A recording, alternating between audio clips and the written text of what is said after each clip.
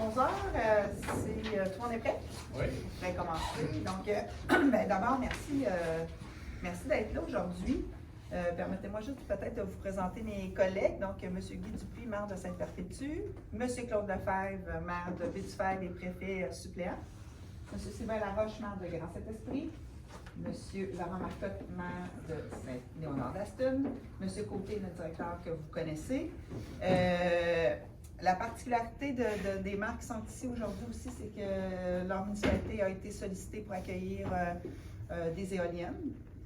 Et M. Laroche a consulté sa population hier à Grand-Saint-Esprit. Donc, ils sont là pour répondre aussi à vos questions et peut-être ajouter des compléments d'information. Alors, beaucoup de choses se sont dites ou ont été écrites sur le dossier du développement éolien, et il nous apparaît important de rappeler certains faits afin que nos citoyennes et nos citoyens aient leur juste dans ce dossier-là. Puis quand je dis qu'il y a beaucoup d'informations qui circulent, ce n'est pas toujours de l'information qui est exacte.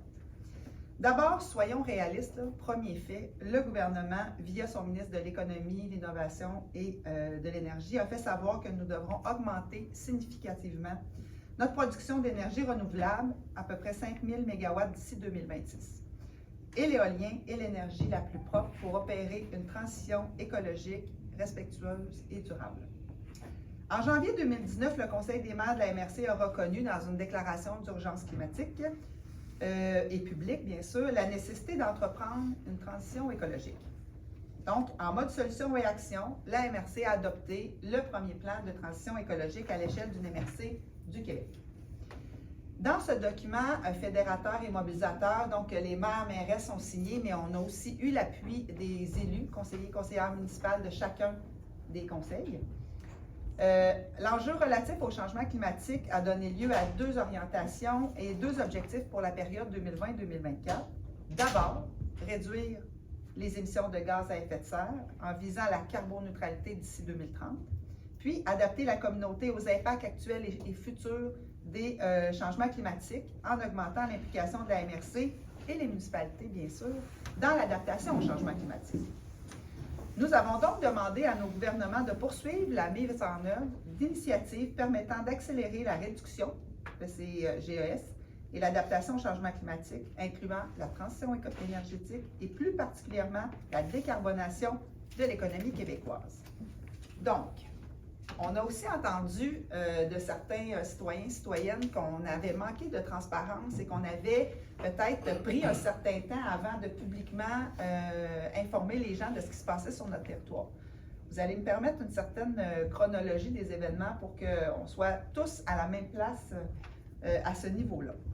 Donc, le 25 octobre 2022, la compagnie EDF a fait part à la MRC de son souhait d'évaluer le potentiel éolien sur son territoire. 22 novembre, la compagnie Énergex m'a rencontré, ainsi que notre DG de la MRC, pour formuler le même souhait. 14 décembre, notre DG a rencontré la FQM, la Fédération québécoise des municipalités, la FQM, pour discuter d'un possible accompagnement dans le dossier éolien. 19 décembre, EDF nous a confirmé son intérêt à déposer un projet éolien lorsque l'appel d'offres d'Hydro-Québec serait lancé.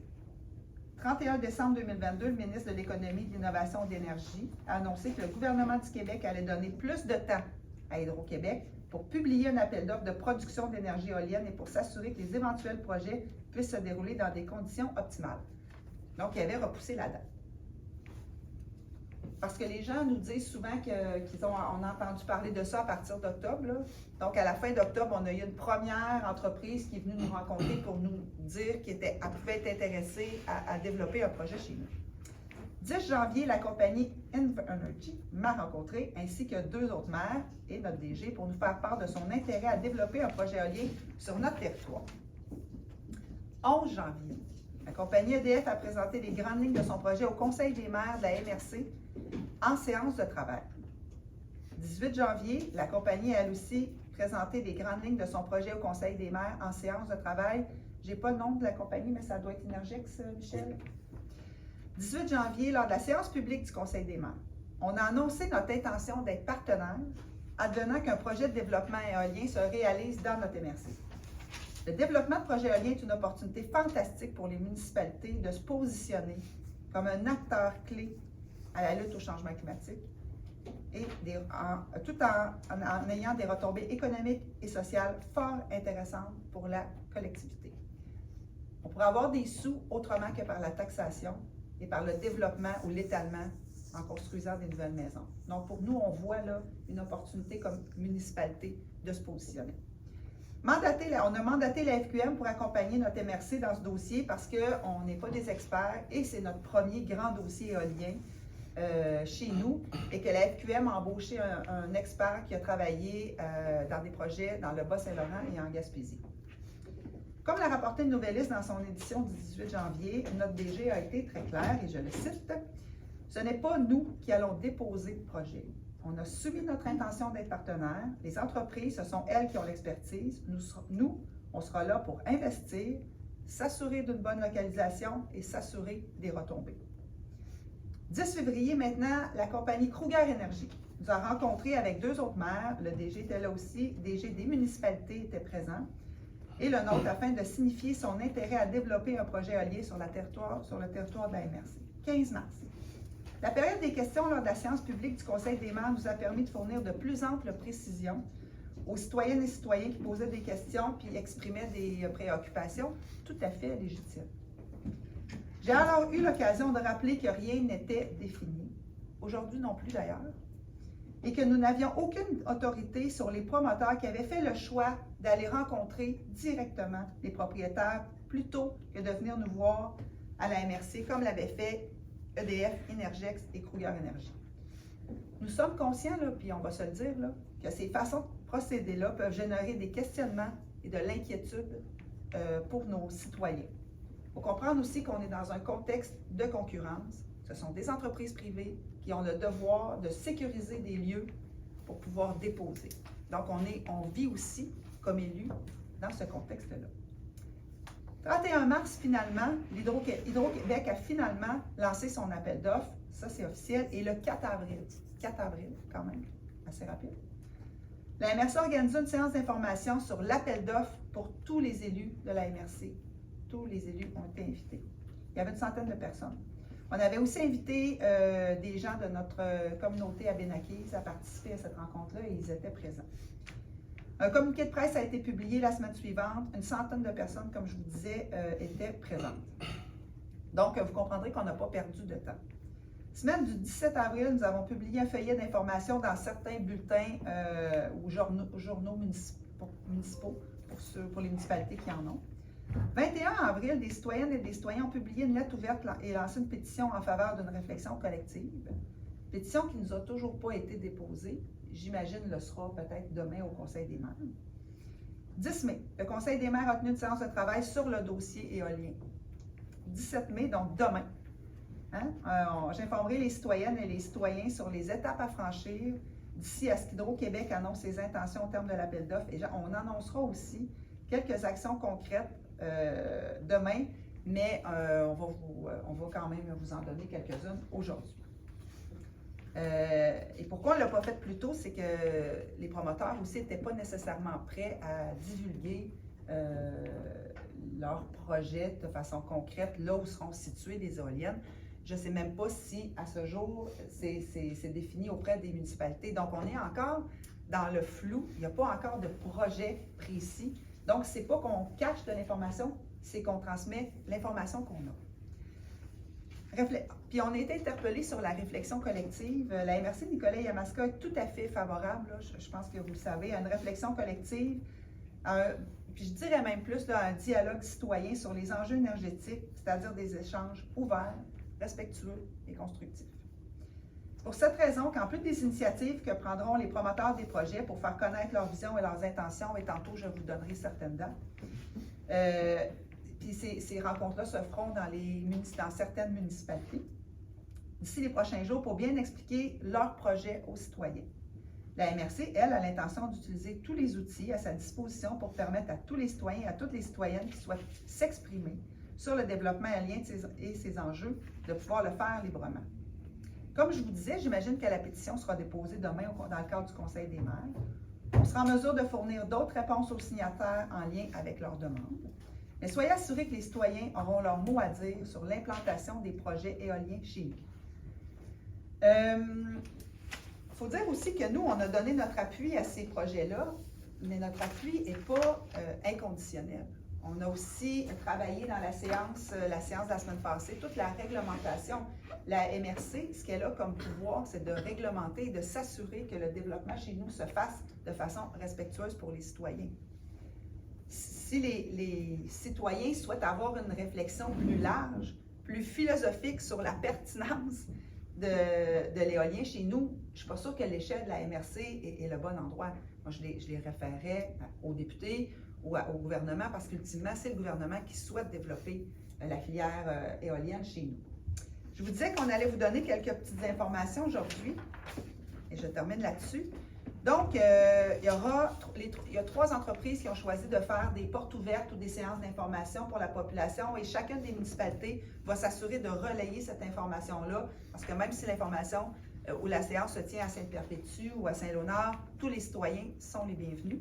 Donc, Kruger Énergie, il y aura deux rencontres, le 25 mai à Aston Junction, le 29 mai à Saint-Wenceslas. Énergex, 30 mai à Sainte-Perpétue, 31 mai à Saint-Célestin, et EDF le 6 juin à Saint-Léonard-d'Aston et le 7 juin à Sainte-Perpétue. Donc, ce qui donne en masse de dates pour que les citoyens puissent se déplacer, aller poser des questions aux promoteurs, à ceux qui développent vraiment les projets éoliens. On va aussi, bien sûr, sonder notre population parce que pour l'instant, vous le savez, on entend, on est passé d'une majorité silencieuse à parfois une minorité plus revendicatrice. C'est bien correct, c'est surtout ces gens-là qu'on entend pour l'instant. On entend peu les gens qui sont pour. Et il doit en avoir, plus que les entreprises nous disent qu'à peu près tous leurs espaces ont été signés par des agriculteurs. Donc, il y a manifestement des gens qui sont aussi pour ces projets-là. Ça va être intéressant de pouvoir les sonder. Il y aura aussi, puis là, on donnera peut-être plus de détails demain, mais dans les prochains jours, dans la prochaine semaine, il y aura des consultations dans les municipalités qui souhaiteront le faire. Donc, l'information sera publiée prochainement. Mais soyez assurés que c'est un projet qui doit être accepté par la population et on va mettre en place tout ce qu'il faut. Et il y aura d'autres moyens un petit peu plus tard à travers la réglementation qu'on aura à changer, où les citoyens pourront également se prononcer. Monsieur Larche, vous avez rencontré vos citoyens hier. Oui, hier au Grand Saint-Esprit, on a eu la première séance d'information dans une municipalité, dans notre MRC jusqu'à date. Avec les informations que nous avions en main, nous avons essayé de répondre aux questions de nos citoyens, citoyennes de chez nous et de même de l'extérieur. Ça s'est passé dans le calme, dans le respect et nous avions une salle comble. On était au-dessus d'une centaine de personnes, pas mal 20% de notre population. Puis j'aimerais remercier les citoyens qui se sont présentés hier. C'était vraiment une belle soirée avec des bonnes questions et juste engagés même à faire des recherches et à aller leur chercher d'autres réponses à leurs questions. On fera aussi prochainement des visites organisées. Vous savez, à travers tout ça, on a parlé à des maires, on a parlé à des gens du Bas-Saint-Laurent puis de la Gaspésie qui ont formé une régie, qui ont formé l'Alliance de l'Est. Il y a des maires qui se sont déplacés aussi dans le parc éolien de Yamaska parce qu'on a entendu beaucoup de choses concernant le bruit et la pollution visuelle. Donc, on s'est déplacé, on est allé voir ça, on a parlé avec des gens qui ont mis en place ces projets-là, qui ont créé des comités de pilotage aussi avec les citoyens. On est en train d'organiser une visite aussi prochainement avec les maires dans un parc éolien de nouvelle génération, parce qu'on sait que celui qui a à Yamaska, entre autres, c'est une autre génération. Donc, on est vraiment en mode action pour que ce projet-là se réalise bien. Mais vous comprendrez que tout comme les citoyens, on est un peu bousculés dans les délais qui nous sont impartis. Et on continue de croire que c'est une belle opportunité pour les municipalités. On va faire en sorte que ça se passe bien avec la réglementation qu'on va mettre en place. Mais on comprend que les citoyens sont inquiets et qui souhaitent avoir de l'information, ce qu'ils pourront avoir davantage, parce qu'on en a déjà donné quand même, mais ils pourront avoir une façon de se faire entendre dans les prochains jours, dans la prochaine semaine. Est-ce qu'il y en a qui veulent rajouter des choses ou peut-être vas-y? Bien, je veux juste mentionner que, tu sais, quand un nouveau projet arrive dans une région, dans une municipalité, peu importe, il y a toujours des questionnements des gens parce qu'on ne connaît pas ce que c'est. Dans le domaine éolien, il n'y en a pas très proche. On a à Sorel, oui, là, mais on n'a pas le feedback de la population. Puis nous autres, même les élus, quand ils sont arrivés avec les présentations, les compagnies, on ne connaissait pas ça. Puis, pour nous autres, notre intention, évidemment, c'est de devenir carboneutre. La MRC, on l'a dit, on est en transition écologique, tout ça. Fait que ça répondait quand même assez bien à notre vision, mais au-delà de ça, qu'est-ce que c'est que l'implantation d'éoliennes sur notre territoire? Il fallait aller chercher de l'information. Puis là, disons qu'on nage là-dedans depuis quand même quelques mois. Ce qui fait qu'on a acquis quand même des renseignements qui sont intéressants. Puis on sait que, en tout cas, puis on s'est aussi informé dans les autres régions où il y a eu des installations. Fait qu'on est quand même assez rassuré par rapport à de la façon que c'est fait. Ça fait que ça nous rassure, ça nous rassure dans notre position justement d'accueillir ces choses-là chez nous, les éoliennes. Puis disons que là, ce qu'on veut, c'est que la population, à un moment donné, apprenne d'informations. On veut donner le maximum d'informations à la population pour qu'elle fasse le même cheminement que nous autres au bout du compte, puis arrive à une conclusion. La conclusion, chaque citoyen aura la possibilité d'adopter une position au bout du compte, là, mais il reste qu'effectivement, il faut rendre le plus possible d'informations auprès des citoyens. Puis c'est ce qu'on va faire dans les semaines qui s'en viennent, parce que oui, c'est vrai que ça va vite. Puis on veut faire ça avant l'été. On veut pas coincer les gens à faire des consultations publiques pendant les vacances. Mais ultimement, tantôt, je vous ai parlé d'une façon de diversifier les revenus, nos revenus, parce que pour l'instant, la façon dont la fiscalité municipale nous est imposée, le gouvernement a été assez clair, on ne la changera pas. Mais ces sous-là, oui, il y aura des redevances aux municipalités, puis on a entendu que la MRC souhaitait s'approprier ces fonds-là. Une régie sera créée pour gérer tous les fonds qui seront associés à l'éolien. Il y a des redevances aux propriétaires terriens, il y aura des redevances aux municipalités, et ensuite, il y a les profits. Mais ce que chaque municipalité peut aller tirer de ça, c'est assez exceptionnel, puis ça va nous permettre de faire des travaux ou de rêver un peu ou de se doter d'infrastructures que pour avoir ça, il faudrait avoir 100, 200, 300 nouvelles maisons dans nos localités. Des maisons, parfois, tu sais, nous, à Nicolette, j'ai encore de l'espace pour créer des maisons sans aller dans mon territoire agricole. Mais ce n'est pas le cas de toutes les municipalités. Donc, quand on nous parle d'empreinte au sol des éoliennes, c'est beaucoup moins, croyez-moi, qu'un développement de 100 maisons dans une municipalité. Donc, je pense qu'il faut faire la part des choses et il faut être réaliste. Puis pour nous, l'aspect pécunier, l'aspect monétaire n'est pas le seul. Là, je veux dire, on est très préoccupé par comment ça va s'installer puis l'environnement, mais ça fait aussi partie des avantages d'avoir un projet éolien chez soi. Monsieur Marcotte? Juste rappeler qu'on nous a mentionné qu'on avait déjà peut-être pris position, la municipalité. On a pris une orientation positive. C'est un peu le rôle d'un élu. Oui, on est représentatif des gens. On a pris une orientation, c'est-à-dire qu'on était favorable. Mais comme vous savez, ça va à vitesse grand V, on n'arrête pas de le dire. Donc, dans les prochaines semaines, les gens seront conviés à venir assister à toutes les séances qu'il y aura à travers probablement plusieurs municipalités. Donc, je tenais à rappeler ça aussi à un moment donné, c'est qu'on a un rôle à jouer, nous, là-dedans, c'est de prendre position. Puis après ça, c'est une orientation, parce qu'ici aussi, à la table des maires, il faut le savoir. Tantôt, là, qui va faire partie du partenariat, s'il y en a un jour, si ça évolue, puis ça aboutit à quelque chose. Il faut savoir, la municipalité, est-ce qu'elle est pour ou pas? Fait il y aura d'autres décisions rendues là. Fait que je tenais juste à le rappeler, là, notre rôle là-dedans. Tout à fait. Je ne sais pas s'il y avait autre chose à ajouter, M. Côté, où on a fait le tour des informations. Ça semble complet. Question?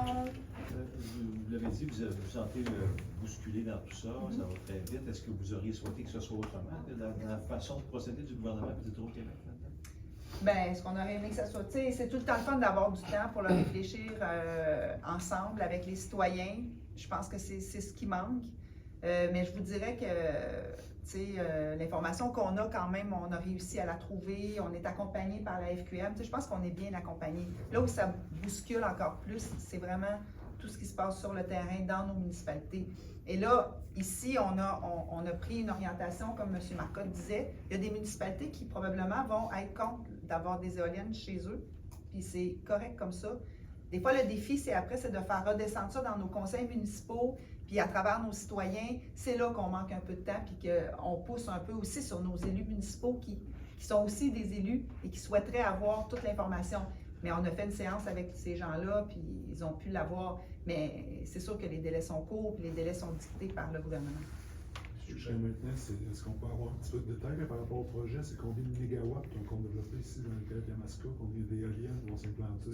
C'est des détails qu'on peut dire? C'est de l'information qu'on peut donner, mais c'est des ordres de grandeur encore actuellement. Là, on parle entre 100 et 400 mégawatts. Donc, vous voyez, c'est une grande marge là, de différence là, entre les différents projets selon les promoteurs, selon les projets qu'ils développent. Donc, c'est vraiment dans une échelle là, qui est encore très, très large. C'est pour ça qu'on souhaite que la population participe là, aux différentes séances d'information où les promoteurs vont pouvoir expliquer en détail leurs projets, l'ampleur de ces projets-là, une localisation plus précise des projets qu'on n'a pas complètement encore à l'heure actuelle.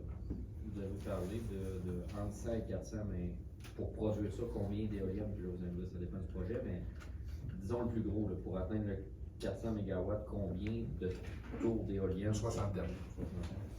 Puis à travers ça aussi, il y a 400 MW que le gouvernement a ouvert pour le poste Nicolas-Saint-Eulalie. Présentement, il y a 3 MRC qui gravitent autour. Donc, est-ce que ce serait 200 ici, 200 de l'autre côté, 400 de l'autre côté, puis personne ne le sait encore. Ça va se décider, j'imagine, après les appels d'offres déposés en décembre qui prévoyaient peut-être. Donc, tu sais, on parle, mais est-ce que c'est canné que Nicolette Yamaska en aurait? Non, c'est loin d'être certain. Il y a 400 MW d'ouvert pour la région, mais 3 MRC qui gravitent à la même place que nous.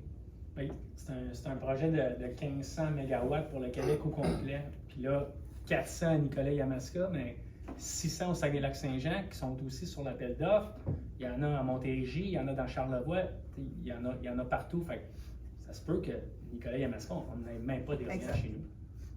M. Lévesque? Certains pourraient dire que la MRC est à la fois juge et partie dans ce dossier-là. On est pour le développement des éoliennes.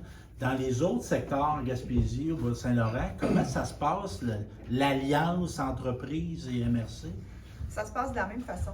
Il y a une grille de pointage et, tu sais, de plus en plus, ils vont vers du partenariat communautaire. C'est comme ça qu'ils appellent soit la MRC ou la municipalité. Donc, 50-50. Et on voit ça là, dans les nouveaux projets qui se développent. On doit aussi, ben pas on doit, mais il est souhaitable d'avoir aussi un partenariat avec notre communauté autochtone. On est allé rencontrer les élus du conseil Abénaki, les maires qui sont ici en partie. Ils sont très ouverts à être partie prenante, à collaborer avec nous et à faire partie de ce projet-là. Mais ça se voit ailleurs, là. C'est pas unique. On n'est pas novateur. Non. Non, mais je voulais juste ajouter par rapport au délai, là, on sait que ça se bouscule peut-être plus là actuellement que dans le fond, là, les premières éoliennes, ils vont commencer à tourner dans le meilleur des cas à fin 2027. Mais il y a tout un paquet d'étapes à franchir d'ici à ce moment-là.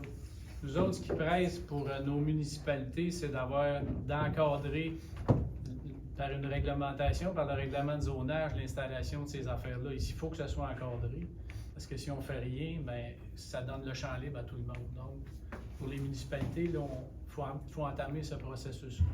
Justement, parler de réglementation, de localisation, à combien de mètres, par exemple, d'une résidence, d'un élevage qu'on va permettre? Là? Les distances ne sont pas encore fixées complètement. On a fait de l'analyse de la réglementation qui existait. On est allé chercher d'autres informations ailleurs dans d'autres pays aussi en fonction de la grandeur des éoliennes. Ce qu'on peut vous dire, c'est qu'il va y avoir des distances séparatrices qui vont être prescrites. On va limiter la superficie de ces installations-là sur leur emprise au sol, protéger nos milieux naturels et on veut encadrer le démantèlement aussi là, au bout de l'exploitation pour s'assurer que c'est fait là, dans les règles de l'art à la fin de la vie utile d'une éolienne. Et là, dans ce cas-là, on a innové parce qu'il y a vraiment des distances qui sont au-delà de ce qui est proposé ou de ce qu'on a vu ailleurs. Donc, on a vraiment tenu compte de la qualité de vie des citoyens qui vont habiter autour de ces éoliennes-là. Est-ce qu'on peut avoir une idée de grandeur, 1 kilomètre, 2 kilomètres? Ça va tourner autour de ça. On va divulguer demain. On divulgue-tu demain à séance du conseil? On pourrait l'annoncer, là, Parce que mais ça a ça pas été va être dans adopté. ces ordres de grandeur. Ouais. Puis il faut comprendre aussi que c'est chaque municipalité qui adopte Son règlement. son règlement. Il y a un cadre que la MRC propose, si on veut, là, mais il reste que c'est chaque municipalité qui doit adopter son règlement. Là. Fait qu'il peut y avoir des petites variantes par municipalité, mais ça ne sera pas des grandes variantes. Une des informations qui circule et qui génère une certaine mobilisation autour des opposants, c'est que la MRC va imposer en RCI, ce qui n'est pas le cas. Chaque municipalité va pouvoir adopter son propre règlement. On en propose un. À Nicolette, est-ce qu'il pourrait avoir, pour l'instant, Nicolette n'est pas sollicitée pour avoir des éoliennes, mais est-ce qu'il pourrait, à un moment donné, avoir des secteurs, je pense, entre autres, à la passerelle? Est-ce qu'on pourrait dire, ben nous, on exclut, tu sais, ça sera à nous après, dans chacun de nos territoires, peut-être à viser des endroits où on pense que c'est pas utile, pertinent d'avoir des éoliennes. Mais ce ne sera pas RCI, là, mur à mur, qui va s'appliquer dans toute la MRC. C'était un souhait des maires et mairesses autour de la table, des conseils municipaux, puis ça a été entendu. Là, il y a 3 maires ici aujourd'hui, c'est les 3 municipalités visées. Ce qui est, tantôt, vous avez parlé de la STEM, oui, entre autres, il y en a quelques-uns aujourd'hui, mais il y a d'autres municipalités qui sont visées aussi. Il y a d'autres municipalités visées. Ouais. Est-ce que vos 3 municipalités, M. Marcotte, vous l'avez dit tantôt, vous êtes positionné pour, chez vous, c'est fait aussi? Oui, notre conseil est favorable à la majorité au projet de chez nous. Favorable en suivant les orientations déterminées par la MRC aussi, bien sûr, parce qu'on est partenariat aussi avec la MRC. Et puis, justement, ce soir, nous, on a une assemblée là, pour continuer les débats là-dessus. Mais bien sûr, on va prendre le pouls de notre population aussi également. On parle de combien de municipalités au total? Oui, je dirais 5-6 peut-être. Ouais. Il y a plusieurs promoteurs. Il y a 4 promoteurs, puis chez nous, il y a 1 promoteur. Tandis qu'à Saint-Léonard, il y en a 2-3 promoteurs. Donc, Fait que, tu sais, tantôt, là, c'est comme j'expliquais tantôt, peut-être qu'il y aura juste 2 municipalités d'affectés, puis dépendant celui qui Remportera. Est-ce qu'il y aura toute le 400 à lui? Fait que, tu sais, c'est très embryonnaire encore à savoir combien de municipalités vont être affectées, mais aujourd'hui, il y aurait un potentiel de 6. Les éoliennes, c'est sur des terres privées, souvent des producteurs agricoles. Et ces producteurs agricoles-là, ils ont été approchés et la majorité ont signé des contrats d'options avec les promoteurs. Puis une éolienne, juste pour vous dire, la grosseur de l'éolienne, c'est 7 mètres de diamètre. Une fois fini, gazon, remblai. Les entreprises privées, ce qui crée cette espèce de frénésie-là sur le territoire qu'on n'a pas vu ailleurs en Gaspésie ou au Bas-Saint-Laurent parce qu'on a pris de l'information, c'est que c'est le premier projet privé, 100% en terre privée. Dans le Bas-Saint-Laurent, en Gaspésie, il y a des terres publiques. Donc là, la MRC est sollicitée pour ces terres-là, mais là, c'est 100% des citoyens qui ont été approchés. Et là, vous comprendrez qu'il y a aussi une course à endroits sécurisés. Donc, c'est ce qui a un peu créé cette espèce de commotion-là au sein des gens, puis que là, ils pouvaient se faire solliciter par 2-3 entreprises. Mais là, en adoptant notre réglementation, en vraiment donnant des indications aux entreprises de quelle sera la distance, bien là, il n'y aura plus de négociation possible. Parce que là, pour l'instant, il y a des entreprises qui disent « moi, je pense chez vous, je pourrais t'en mettre 2, je pourrais t'en mettre 3 », mais quand tout le monde va jouer le même jeu, mais là, pour ça, il fallait faire nos démarches, puis comme il n'y avait pas de projet, puis qu'on ne pouvait pas trop en parler, c'est ça aussi, là, mais je pense qu'on a fait, je suis convaincue qu'on a fait du mieux qu'on pouvait avec le temps qu'on avait et avec les informations qu'on avait. On n'est encore pas capable aujourd'hui de vous dire où seront installées physiquement les éoliennes. C'est pas une information qu'on a. Les maires l'ont pas non plus. Les promoteurs ne l'ont pas non plus. Les promoteurs l'ont pas non plus. Puis, tu sais. il faut ajouter à ça aussi que dans le processus, là, si on veut, à partir du moment où un projet va être accepté là, sur notre territoire ou ailleurs, ben, il va y avoir des études phoniques, floristiques de fait, puis il faut que les projets oiseaux. passent au niveau de la CPTAQ aussi. Le BAP. Là, il va y avoir un BAP aussi de fait. Fait que tout ça va faire en sorte que ça se peut qu'il y ait des éoliennes qui soient déplacées sur le territoire parce qu'il y a un corridor d'oiseaux qui passe à tel endroit. Bon, pour limiter, ils vont déplacer la tour. Bref, il y a quand même beaucoup de filets de protection, si on veut, qui fait en sorte qu'au bout du compte, là, le projet, il faut qu'il soit bien fait. S'il n'est pas bien fait, ben il n'y en aura pas de projet. C'est... Puis, tu sais, il y a eu de l'expertise. Comme dit, on n'est pas les premiers à avoir des projets éoliens chez nous. Fait que cette expertise-là a assez développée. Fait que là-dessus, là, je pense qu'il y a beaucoup d'étapes encore à franchir qui fait en sorte que s'il y a un projet, ben, à mon avis, ça va être le meilleur projet. Puis, tu sais, au moins, on est rassuré par rapport à ça. C'est quand on dit que les promoteurs ne sont pas fixés encore, parce qu'ils attendent aussi après notre réglementation. Quand ils déballent la carte, il y a déjà plein de contraintes sur le territoire. Il y a des distances à respecter entre chaque. Nous, tantôt, on va déposer notre réglementation, bien, ça va faire peut-être en sorte que l'endroit où est-ce qu'il était privilégié pour en mettre une, bien, elle ne rencontre pas les distances qu'on aurait mis, les protections qu'on aurait mis, donc ils vont se retasser. Fait que de dire aujourd'hui, il y en a 5 à Saint-Léonard, peut-être demain c'est 3. Avec qu'est-ce qu'on va emmener comme réglementation. C'est pour ça qu'eux aussi, là-dedans, ils nagent en plein mystère, parce qu'ils n'ont pas tout. Ils ont une bonne idée en ayant des contrats signés au sol. C'était la base, de savoir qui accepterait. Après ça, ben, ils mettent ça sur une carte, ils mettent les contraintes, puis là, ben, il apparaît des petits points blancs, c'est là que je peux en mettre. Tout à fait. Puis la construction va se faire en 2026, mais l'opération en 2027. Fait que Claude l'a dit, là, il y a encore plusieurs étapes à passer. L'urgence en ce moment, c'est le dépôt qui est en septembre et que même les entreprises privées trouvent que c'est rapide. Là. La réglementation est attendue en septembre. Non, mais le dépôt des appels d'offres des entreprises La pour les projets. réglementation est attendue demain. Demain, On va annoncer les procédures. Ça va dans les prochaines Ouais. semaines là, que ça va être enclenché, là, les processus d'adoption. dans les municipalités, on se rappelle que c'est dans les municipalités que ça va s'adopter. Là. Un processus qui va prendre l'été. Fait que, tu sais, pour la plupart, là, les premiers projets de règlement, l'avis de motion, tout ça devrait se faire à la séance de juin. La prochaine séance.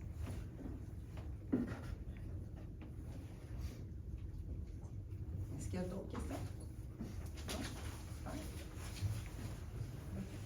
Eh bien, merci beaucoup tout le monde. Merci.